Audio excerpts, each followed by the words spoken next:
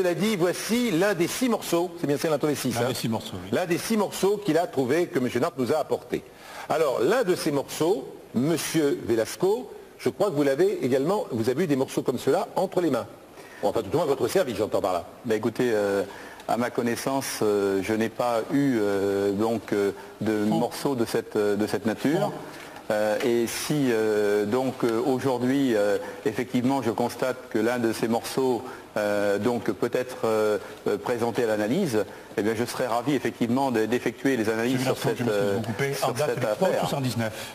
Une lettre a été envoyée donc à l'ex-patron du GEPAN, qui était votre patron à l'époque, M. Esterle, faisant état, lettre signée par M. Esterle, disant un premier examen de l'échantillon que vous avez envoyé conduit aux constatations suivantes, etc., etc. Deuxième lettre, suite à une demande de M. Esterle, demandant de récupérer tous les morceaux de métal.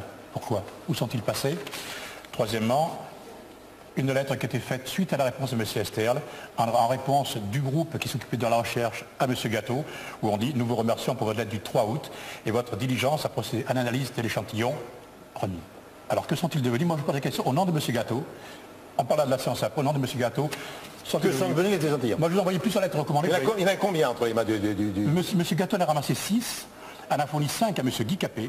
Oui. M. Guy Capet. C'était le GEPAN à l'époque. Le GEPAN à l'époque. C'est ça, qui s'appelle maintenant, excusez-moi, le CEPRA. C'est le CEPRA maintenant, mais c'était le GEPAN à l'époque. Oui, oui. M. Velasco travaillait encore à l'époque là-bas. Déjà là-bas d'ailleurs. Oui, d'accord. Donc ils ont disparu. Oui, donc alors, le dernier témoin, c'est ça. Le dernier, c'est celui qui gêne le plus, parce que depuis, j'ai eu pas mal d'ennuis depuis que j'ai sorti ce morceau de métal. Pourquoi vous avez des ennuis? J'ai eu des pressions. D'abord d'un groupe qui s'appelle le GNEGU, je tiens à le citer parce que ça a été une Qu'est-ce que c'est que le GNEGU, excusez-moi? Un centre national d'études des groupes ufologiques de l'Est. Enfin, c'est quelque chose d'assez troublant parce que ça c'est privé, ça? Très privé, oui. Oui.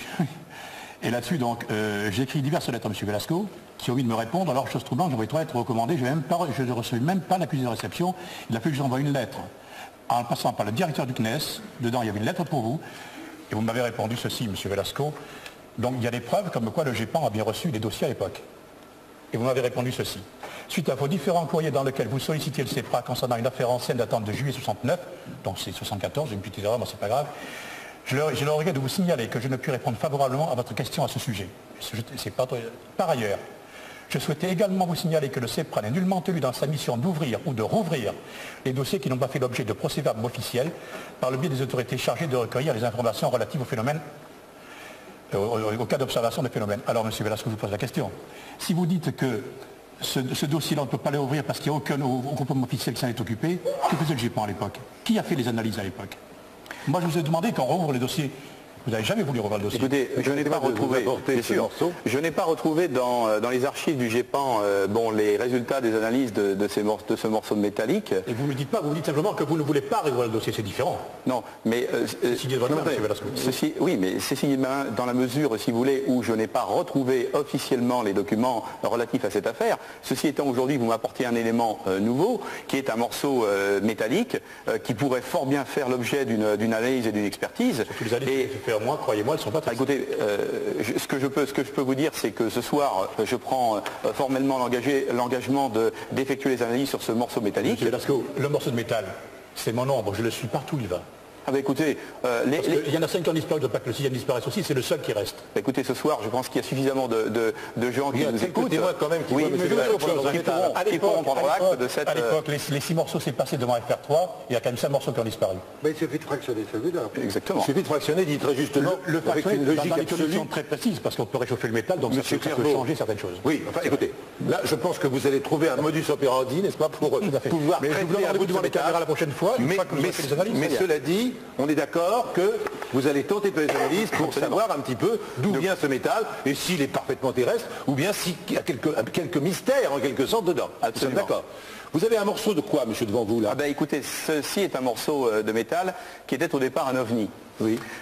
En fait, il s'agissait... C'est un morceau qu'on vous a transmis par une gendarmerie, je suppose. Oui, absolument. C'est ça. Le canal habituel, si vous voulez, des témoignages fait que lorsque quelqu'un observe un phénomène dans l'espace, atmosphérique ou extra-atmosphérique, en fait, il va communiquer cette information à une brigade de gendarmerie. Alors là, qu'est-ce que c'est? Alors là, il s'agissait d'un phénomène lumineux qui avait été observé au-dessus de la Belgique en 1985. Oui. Et le lendemain matin, dans la région de Bourges, un agriculteur découvre ce morceau de tôle dans son dans son champ. Et ce morceau de tôle, il le porte à la gendarmerie. Et en effectuant les analyses métallurgiques de ce morceau, on a découvert en fait qu'il s'agissait d'un morceau de réservoir d'une fusée soviétique qui s'était consumé en rentrant dans l'atmosphère et qui avait provoqué un phénomène lumineux qui, pour les gens au premier abord, correspondait à un ovni et qui, en fait, après l'expertise et l'analyse, s'est avéré être 1 kilo d'un objet qui faisait sans doute quelques dizaines de tonnes. D'accord. Alors, monsieur Clairvaux, vous avez analysé les témoignages, les milliers de témoignages, je dirais, belges, concernant les phénomènes qui continuent encore, d'ailleurs, la vague en quelque sorte, puisque je rappelle le titre de votre bouquin, c'est Vague d'OVNI sur la Belgique, donc cette vague d'OVNI. Et aujourd'hui, sans vous engager, je veux dire simplement, à travers tous ces témoignages, est-ce que vous considérez qu'il y a des choses qui sont inexplicables et inexpliquées? Absolument, mais je crois qu'il faut dépasser absolument le stade de la polémique. Oui. Et je crois qu'il faut aussi dépasser avant tout le stade du témoignage humain. Oui. Il faut aller au-delà. Oui. Il faut essayer de mettre en application toute la méthodologie strictement scientifique quand c'est possible. Pour ça, il faut avoir des idées, des propositions. Il faut intéresser la communauté scientifique. Il faut acquérir une crédibilité. Oui. Il faut engager des autorités. Ne pas leur jeter des pierres comme on le fait d'habitude dans les associations, et leur soumettre le problème.